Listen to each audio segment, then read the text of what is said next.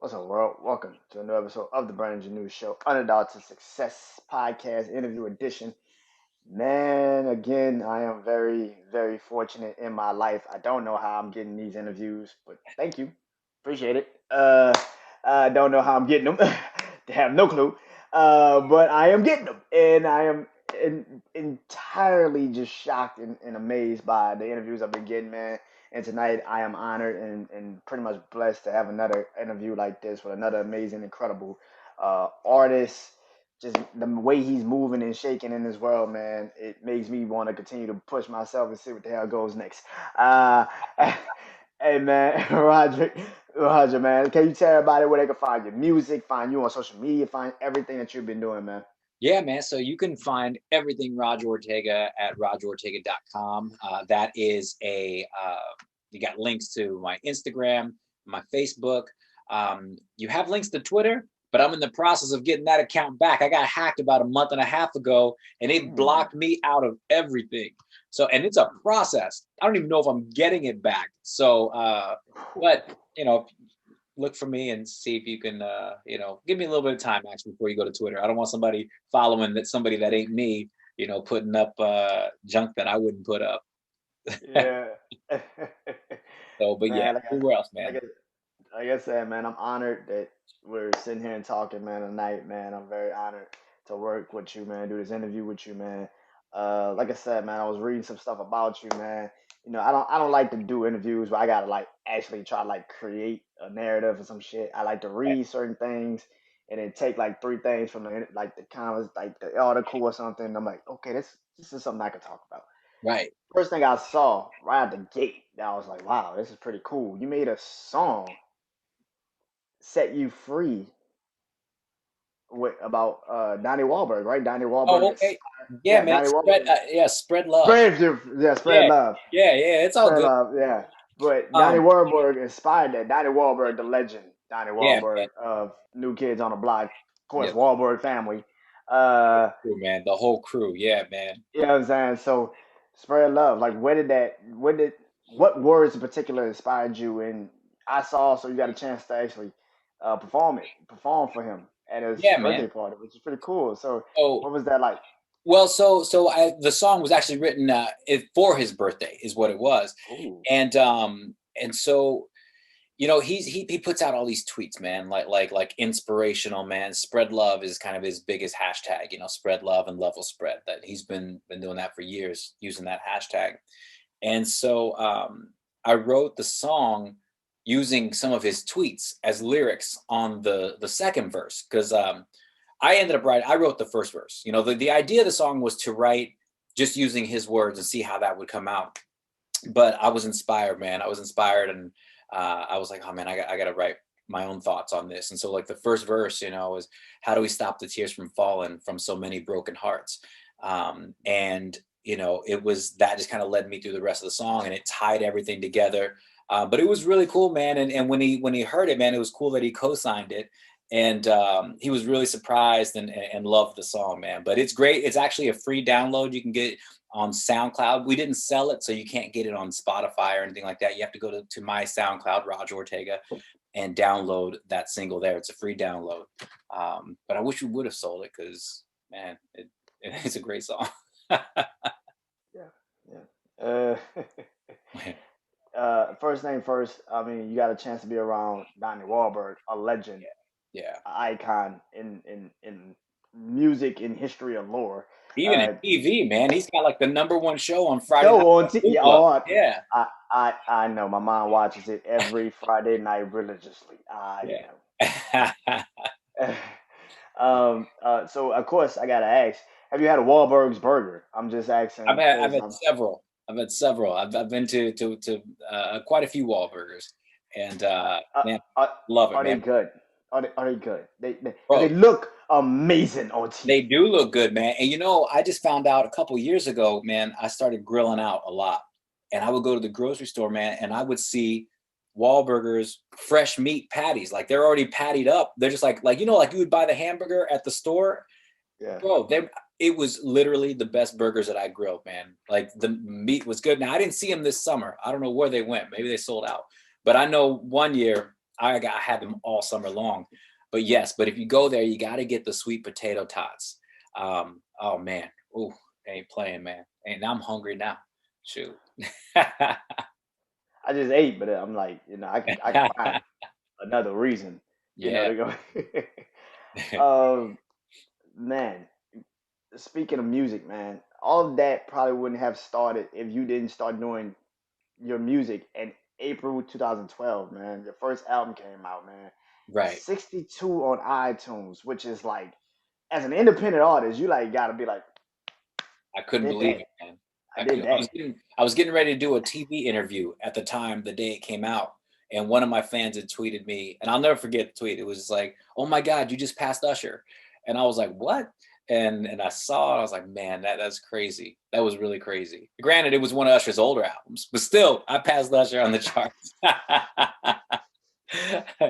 So it was a Hey, pretty hey, exciting you time. pass. No, listen, you pass Usher. That's God right. damn it. That's a I badge passed of honor. God That's damn it. right. That's right. Yeah, man. So I was really blessed to do that. And that album almost didn't happen because I said no to the record deal a few times because I was writing for this company for their artists. It was a small independent label, and they thought that I should put out an album. And I was like, man, at the time I was 36 years old, and I'd already been done with music 10, 12 years. And I was like, man, ain't nobody gonna take me seriously, being 36-year-old R&B pop singer trying to come out, like, nah, it ain't gonna happen. They're like, no, there's a demographic for you. There would be people that will want to hear your music.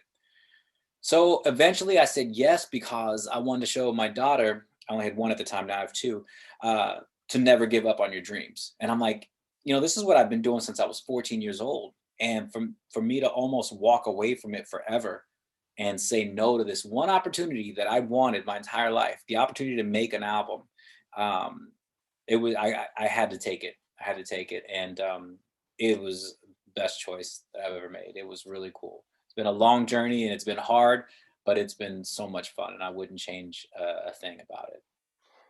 That's so interesting, man. Cause like you said, man, you could have just easily been like, nah, I'm good. I'm done with it already. I know how it feels to Yes. have doors slammed in my face for numerous times.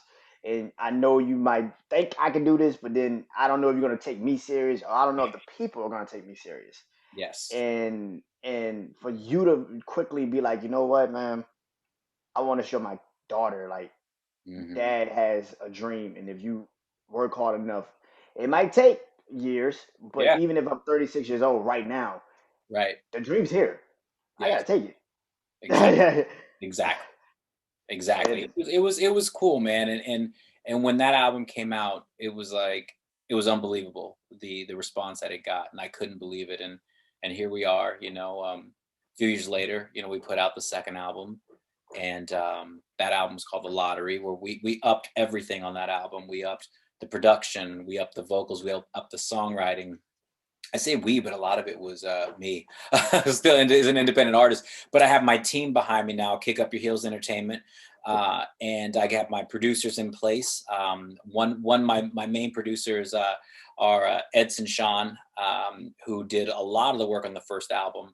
He was just coming up as a producer at the same time I was coming up as an artist, and so a lot of the production leaves something to be desired, on that first album. But the songs are great, and it did what it needed to do for me. definitely. And now with the second album, I had him. I recruited my boys, 80 Empire from Canada, who I think are going to be guests on your show here in a week or two. And Wednesday. yeah, man. And we went through and just smashed that album, and it hit number 8 on iTunes. And I remember when it first came out, I was like, okay, dear Lord, please let me at least be in the top 200 so that I know that the first album wasn't just a fluke. I was like, Yeah. so when it came out, the night it came out, I let it sit all day.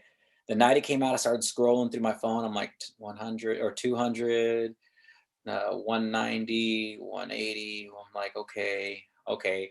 And then we started getting to like 100, and I'm like, I don't know, man. I don't know. I got to like 70, and I was like, man, I don't see it. And I was like, I'm done. I'm not there. I was already setting myself up like, okay, it's gonna be okay. You didn't do it this time, but that's all right. And I just like, let me just go all the way down anyway.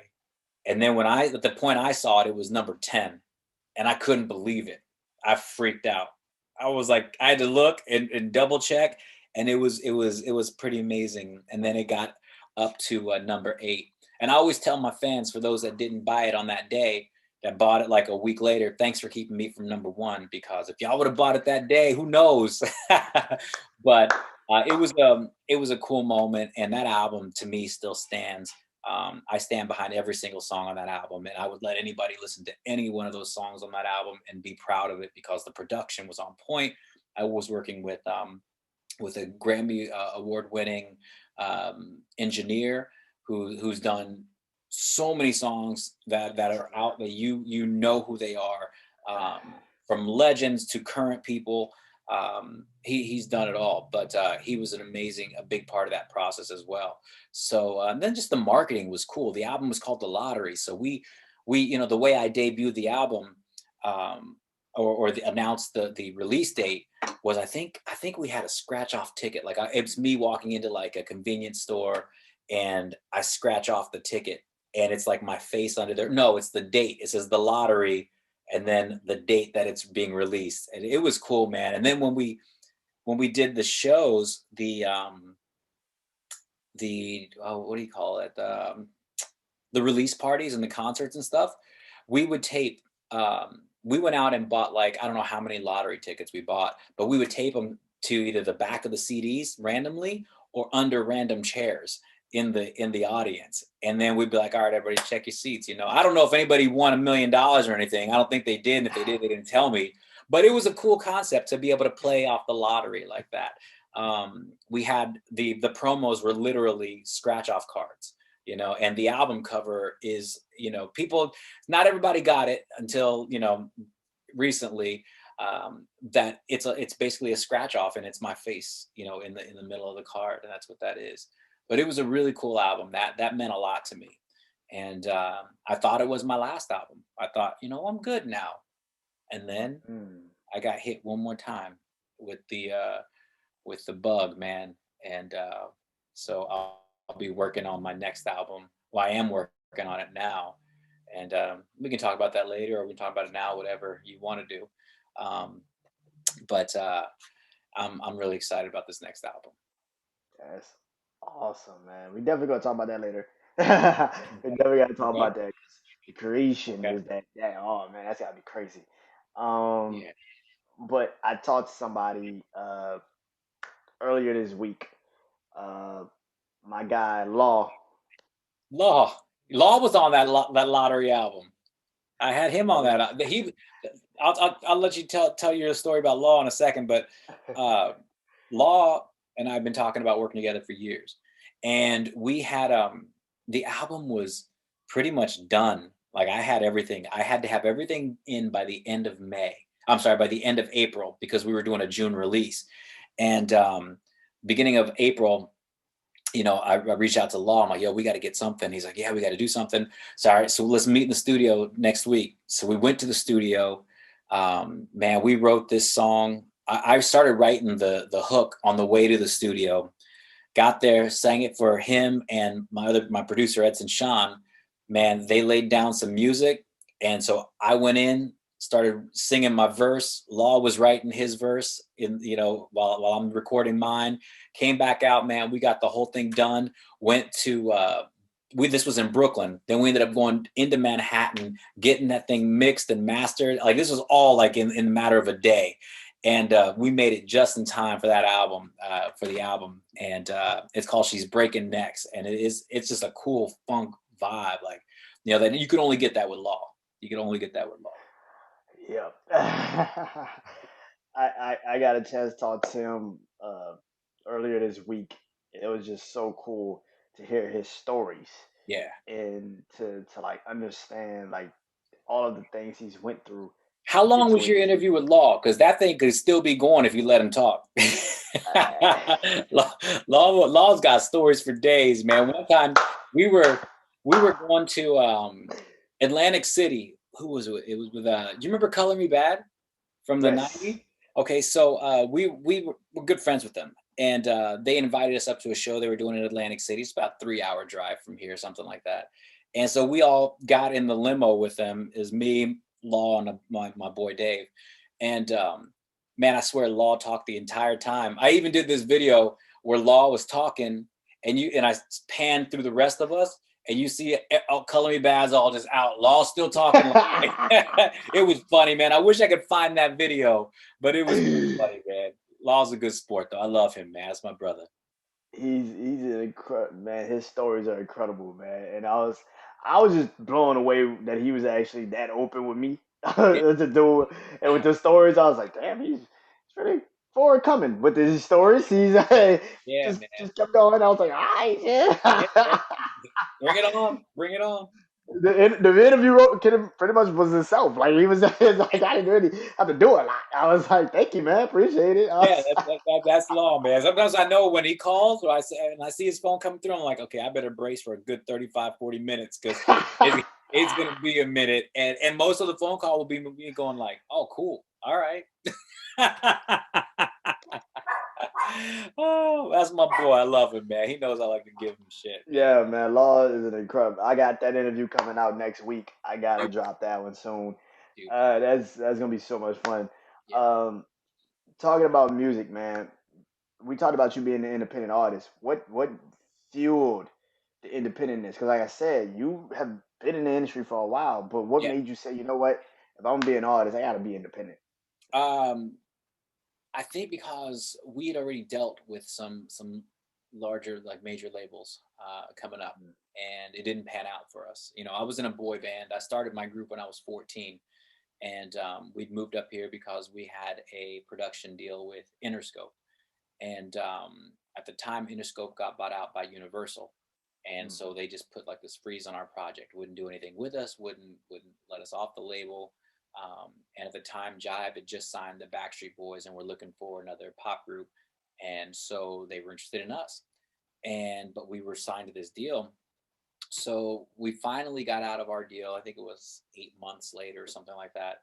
And they were like, went back to Jive. They're like, oh, well, we just signed this group in Sync, So we were like, oh, well, we know who In Sync is. They already had, monster hits off that first album. And I always say that we weren't as good as In Sync. Like, they did the right thing by signing them. But we had our own flavor, man. We had a really nice, we were more along the lines of like Color Me Bad, Boys to Men vibe. And Ooh. that was our thing. But and after that, I think we were 24 years old, and we'd been doing it 10 years. And I was like, this is a young man's game, because NSYNC was quite a bit younger than us. I was like, I'm done. We're all done. We broke up, and still my best friends on the planet. I'm hanging with two of them to watch the Chiefs play Sunday night, because we still rep our town, I see.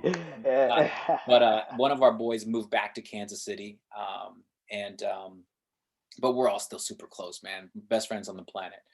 And so yeah, so then it was just kind of like, after that, I didn't think I'd ever touch me. I was depressed, man. I didn't listen to the radio. I wouldn't watch award shows. I didn't want to have anything to do with music, except just kind of sit there and write for myself. And I'm glad I did, because those little songs that I was writing for myself are what led me to this independent label, and ultimately to where I am speaking with you now. It wasn't by choice, but I also wasn't seeking it out. It just kind of organically happened. That's the story, because I always want to ask artists that, particularly because I do this podcast and I'm signed to me. Yeah, I do exactly. this for me, and at the end of the day, it is still something about being independent, and I can do whatever I feel like it, other than somebody telling me, no, you gotta go do it now. It's like, Right. no, Or if I you want to can't do it, say this, you can't do that. Right, right, right. No, I got it's you. like, yeah, it's just, it's especially with a podcast. It's like, you got to be yourself. You Yeah. can't not, especially in music too. You Yeah. got to be yourself. Nobody's gonna tell you how to make a song sound like you. What the Yeah, fuck? you write how you feel, man. You write how you feel, you write what inspires you, and yeah, you definitely have to be yourself, man. Sometimes what I'll do, though, is I take myself and I'll become characters in songs for experiences that I may not have had, but I've seen people go through. I've got a Mm, really Great way to empathize with situations and turn those into music. The next album, uh, I don't think I have to do it very much. You know, this next album is a very personal album, and it tells a big story about some big changes in my life, and man, I can't wait. I can't wait. I guess we'll talk about it whenever, but Man, you are a dad. You said that earlier. You are a dad, man. yeah, Um, what is that like to be a dad, and also to be an artist, showing your little girl, like girls, like, yeah, yo, I'm moving. Look at dad. He's moving in a sense that like no yeah, time like the present for anything. right. Being a dad is the coolest thing and the most expensive damn thing I've.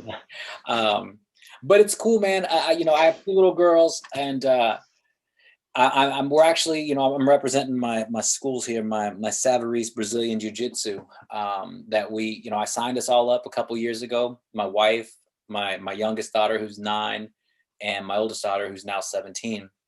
We all signed up for jujitsu a couple years ago, because I knew that I wanted them to be active. They weren't into sports. They weren't into playing anything, And my oldest has a lot of anxiety, like major anxiety, and I wanted her to do something where she could build confidence. And I also knew that jujitsu uh, is the best self defense you can take, bar none, Mm. because most attacks and most fights end up on the ground, and that's where you're most comfortable. You're comfortable taking people down. You're comfortable if you're on your back, which is where most women end up in attacks. Um, there's so many attacks from your back. You could choke someone out. You could literally put them Yep. in guillotine. You could Guillotine. triangle them. You Hmm. could arm bar them. There's so many things. And Triangle choke. right, Triangle choke. exactly. So Hmm. many things you can do. And my girls are getting comfortable with that. My oldest now, who was always just scared to even go to class because of anxiety, she's going to class by herself, you know. Um, but it's scary, man, because like tonight, for instance, man, this is something I'm letting y'all in on. Like my wife was like, hey, this guy wants to pick up Tay. They've been talking on Instagram or whatever, and they want to, they've been trying to hang out. Now, I guess they have never met, and I guess a while back he was coming to get her from wherever he lives, like an hour away or whatever. They were gonna go, I don't know, drive around or eat, or I don't know what they're doing. But then when she was like, well, you got to meet my dad. All of a sudden, something came up. He couldn't make it, right? So tonight they was, they called. My wife was like, hey, this guy wants to come hang out. They're talking again on Instagram or whatever. And it's like, okay. So I said, well, he's got to come up. You can't just pick her up and leave, because for one, I don't know you. She's never met I you. got We you. got we got to talk. And so, and he's about 5 years older than her, so that puts him like 21 years old. And like when they were like, you got to come upstairs, she's like, oh, I don't know, that's kind of that's awkward. Well, yeah, it's supposed to be awkward. You're meeting. I got to know who you are.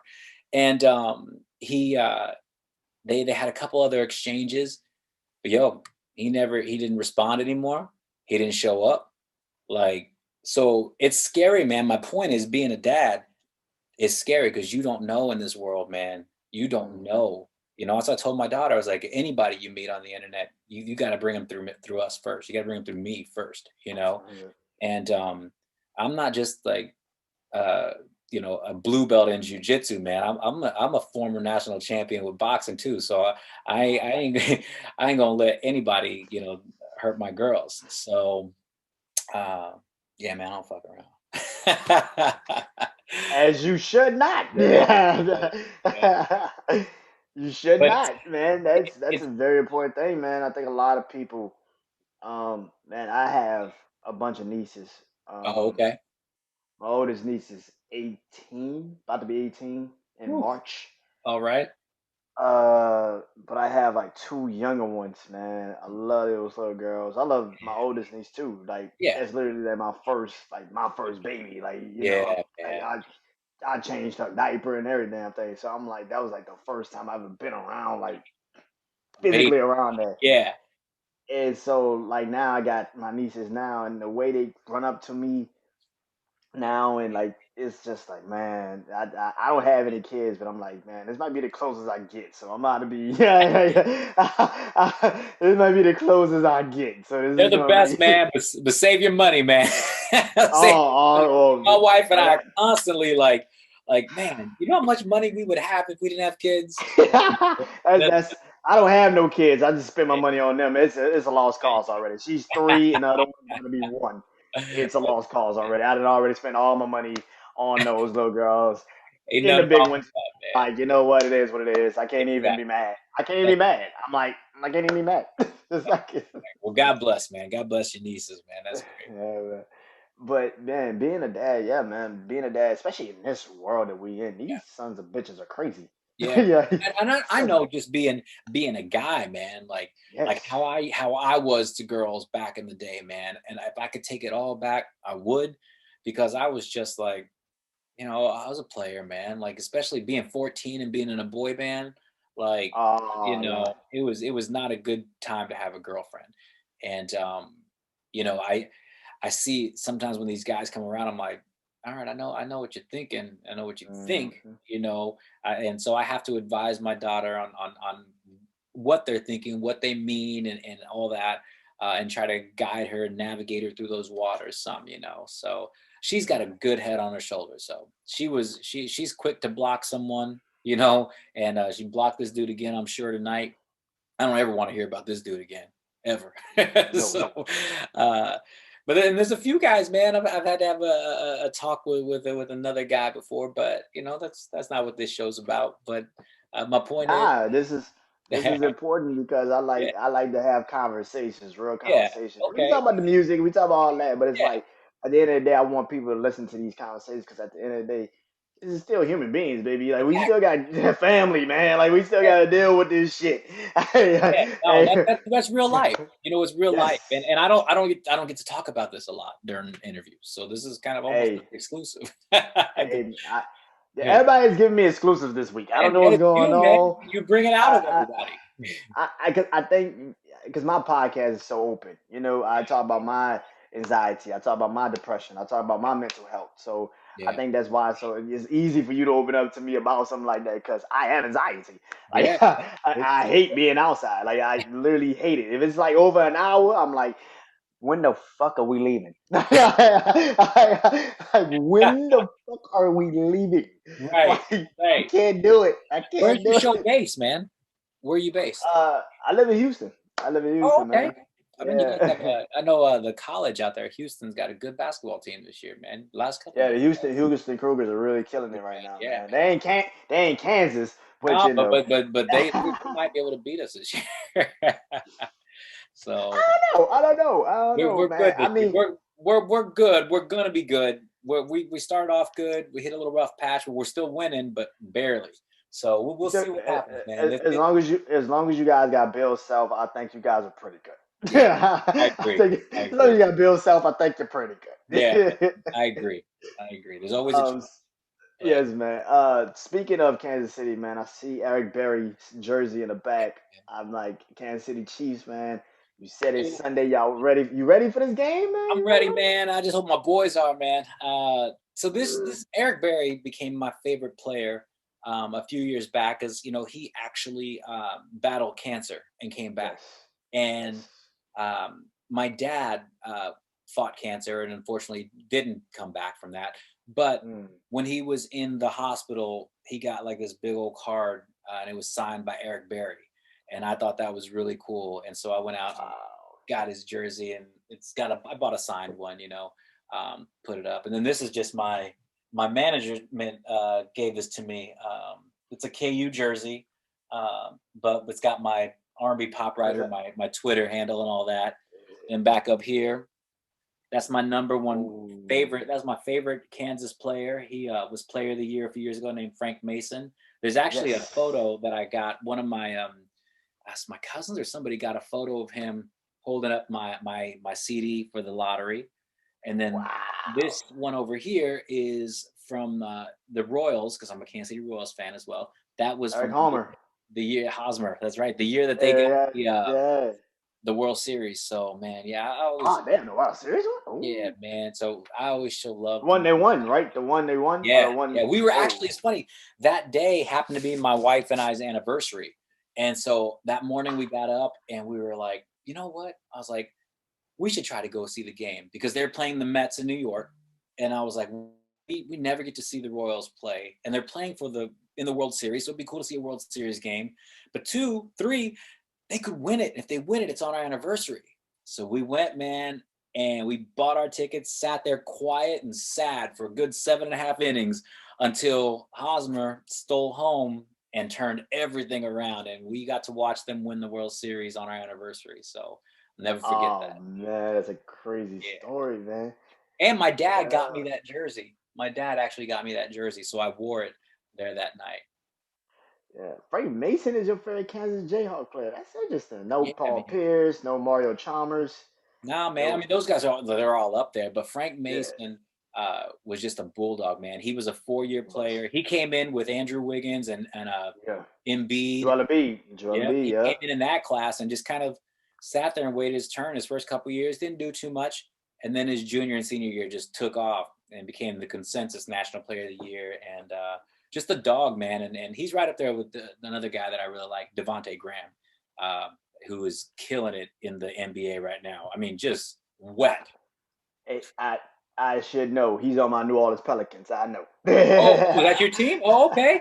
I'm originally from New Orleans, so of course Oh, I already, yeah. And oh, so of okay. course I was just literally talking to my dad, and it's ironic. I was just talking to my dad about that. I was like, Devontae Graham's always been a dog. I was like, Devontae Graham's always been a beast at Yeah. basketball, even since he was in Kansas. Yep. It Yep. is crazy that you mentioned your dad with cancer because my dad had cancer. Oh, wow. Wow. So yeah, so it's kind of like just talking to him, and Yeah. it's crazy that we sit down and talk like this because that's the parallels. Is like you don't know it till you have So conversations. your dad made it through? Yeah, he made it through. He God did. bless, He man. did. That's great. That's Yeah, great. he just had surgery like a week or two ago Oh, wow. to make sure everything was good, and yeah, so Oh, yeah, man, he that's made it great. through. Yeah, That is and good. I'm gonna give you an exclusive. My uncle also has had cancer, Mm, and he had surgery like 2 days ago to uh, take out any of the left of the cancer still there. And the doctor came back and told him, you're cancer free now, man. You're just gonna have to be in the ICU for a while. So he's cancer free. And that's great, like, man. wow, that's That's great. so That's just great. the mindset of that all, you know what I'm saying? So like I Yeah, said, I man. enjoy having conversations like this because Yeah. you don't know until you talk to somebody, Right, and man. You know, the just hardest part, parallels. one of the hardest, because, my dad lived in Kansas, so I wasn't there for a lot of the sickness. I didn't get to see him decline. I would go Mm, back, though, and I would see him a little bit less each time, like, a little bit less of himself. But the hardest part for me was these games. Like if something would happen, I'd call my dad, oh, did you see this? Or, oh, can you believe they did this? Oh man, and so it was, or whenever anything good or crazy happened, when the lottery hit, number 8, I thought of my dad. I wanted to call my dad. And I pick up my phone. I'm like, I mm, can't.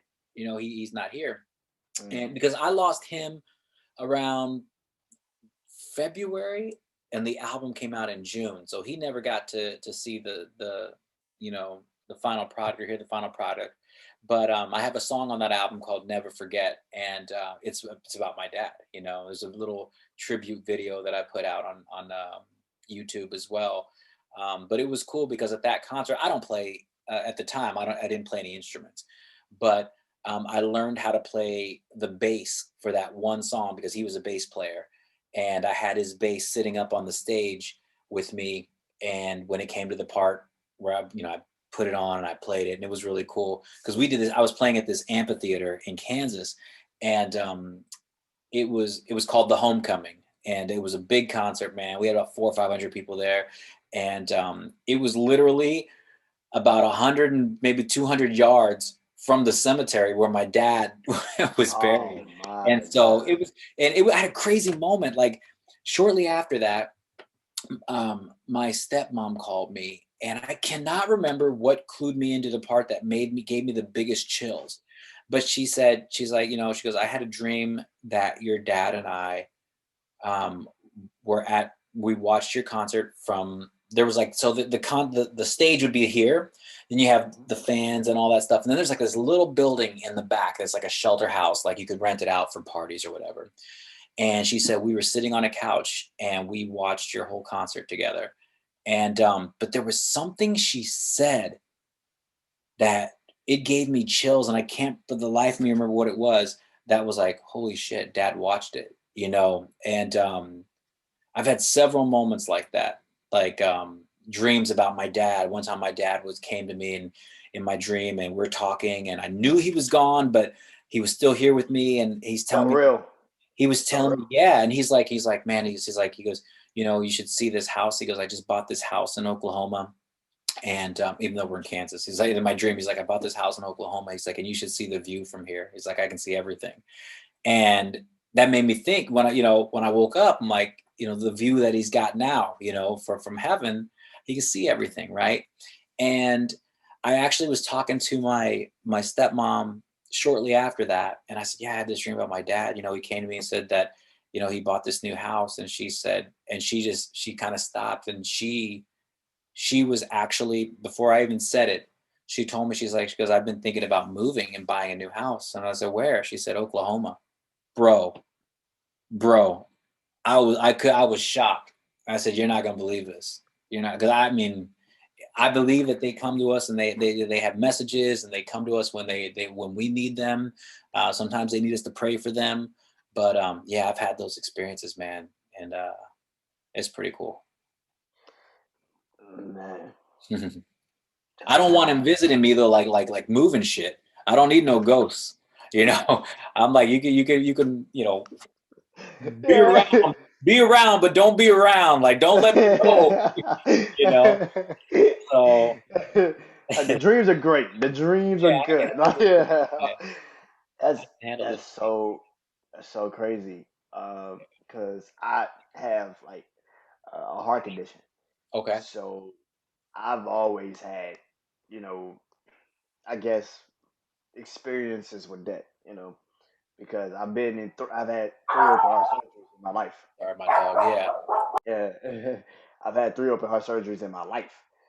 So for me already, it's like I already have had a near death experience every chance I've pretty much as a young kid.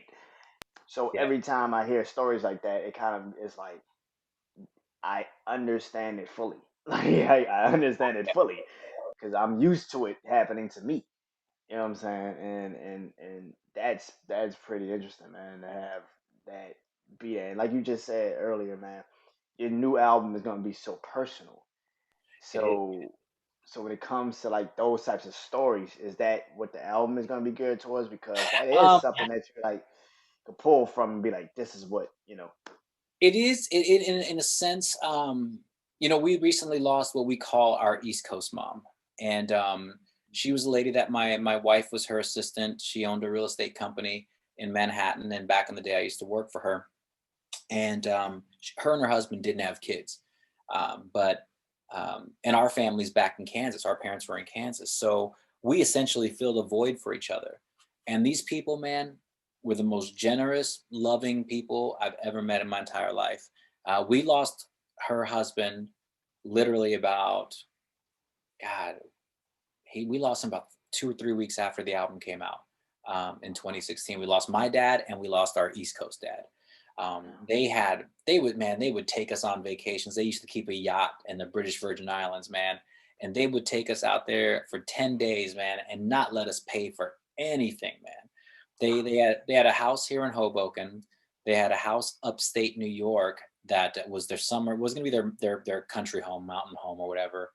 And they gave us our own room there, man. They put in like man, the most beautiful pool, like beautiful, like she had it landscaped and put in, and it was heated. Like we were using that thing in October, and it was just, I mean, these people, our kids called them Nana and Poppy. Like they would go to the grandparents' day. uh, They would do everything for these girls and for us, you know.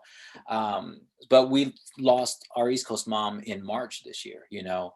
And so you know, it's funny that, you know, when these albums come out, you know, it's for me, at least this last one and this one, Not that I've written anything, specifically for her or anything, but I feel like what this album is a tribute to my life, um, and where I'm from, where I am now, and where I'm going. And that's what this album really is. It's a tribute to that. It's a tribute to what I've become, who I was, and what I've become. It's a tribute to my wife. She's my muse. I write more songs about her than I ever planned to. Um, but the album is going to be called Midwest Charm, and it's obviously based on a play from where I'm from, out in the Midwest. And it's going to be a little bit of everything, man. You'll have some songs that kind of sound like something The Weeknd would do. You have these songs that'll sound like something Robin Thicke would do. You have something that sounds like Bruno Mars would do, or Lionel Richie. Like it's there's so many flavors going into this album, because that is who I am. There's so many flavors that make up who I am and influence what I write and how I sing. And there's a genre called yacht rock, that I love, man. I love yacht rock. And it's basically a collection of songs, soft rock songs from the late 70s, early 80s, like Hall & Oates, Michael McDonald, Kenny Loggins, the Bee Gees, stuff like that, that I only listen to in the summer because it always reminds me of being on the yachts. And this summer, my wife and I chartered a yacht out in Antigua, not Antigua, it's Antigua. And they played yacht rock. And I told my wife, I said, this is why I love yacht rock, because no matter when I hear these songs, this is where it takes me. It takes me right here on a yacht with you, and having our drink, and just chilling. And so I wrote a yacht rock song, and that song I already know is going to be the last song on the album. I know it. And it's gonna end the album the way I want it to. And this album's gonna be really special, really cool. And I've got to keep everything under wraps right now because there's some big changes ahead with it, but that come along with that album. So, but man, I can't wait. Oh man, you get I me still have a excited lot of about work this to do album. though. What's that? You get me excited about this album, man. I'm like, oh shit, I gotta go listen to this. When it comes out, it comes out. It's gonna damage, man. I'm shooting for the Thanks. fall, man. Shooting for the fall. Hey man, I'm ready for it, man. Yeah. Before I let you go, man, I do this interview at the end of every interview I do Underdog to Success. It's kind of like I from me to you. It's like a something I can give my fans, the listeners, something about an experience or something about this your career or profession or even life that's Okay. taught you, and you could teach and you could tell somebody about that, or go into it. So from me to you, tell them one thing about music that has inspired you through life, and what is one thing about music that you could tell somebody that wants to get into the industry that Okay.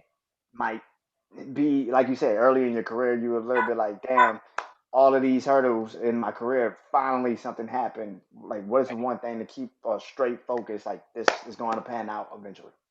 It's the desire to get what's inside out. If Mm, that makes sense.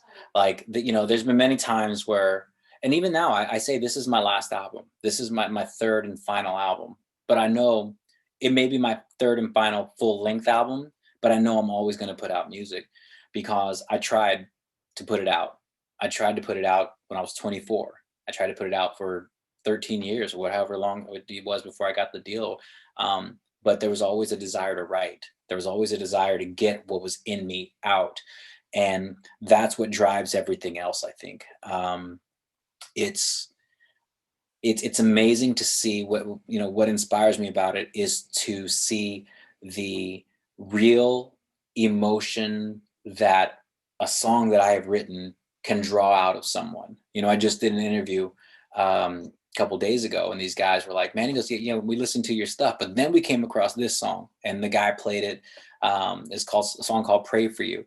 He's like, "I'm not gonna lie, man." He's like, "I teared up listening to this song," mm, but I get that from a lot of fans as well. Like, this song, I love this song. This song makes me feel this way. You know, there's one song in particular that what I call my number one fan. She really is. Um, she's my number one fan, and I love her to death and thank her for being that number one fan.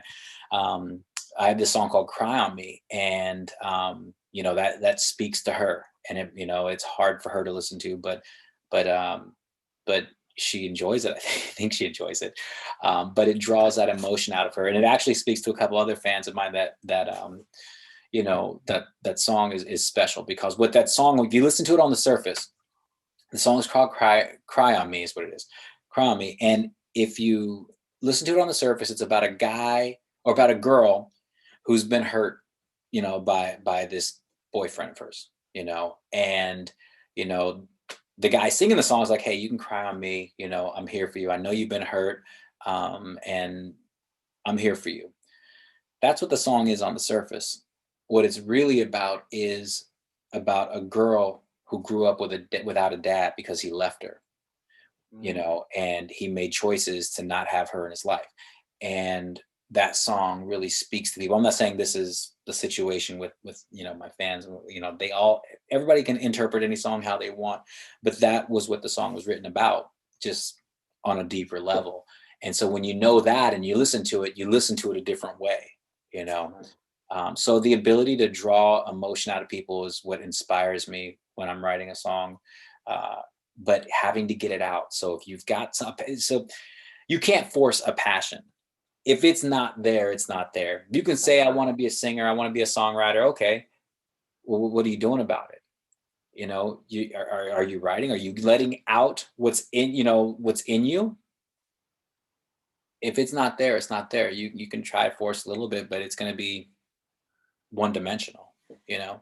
So that's that, man. Just let what's out be real. Let what's out or in out, and then you'll get there. Mhm. Perfect words, man. And in this, man, thank you for coming through. Tell them one more time where they can find your music, find you on social media, find everything you're doing, man. Yeah, man. RogerOrtega.com, on Twitter and Instagram. It's a R&B pop writer, kind of how it's spelled here. But you can find that at RogerOrtega.com. I do need to update that website now. It's been a minute. But yeah, you can find me there, man. And I will follow you back, and I will interact with you because I appreciate every single follow. And you can watch me as I go for 6 years now. 6 years. I'm going on 6 years. I just finished 5 years of working out 6 days a week and not missing one single day. You can follow that Hey, story on Instagram, man. I don't accept excuses. hey, man.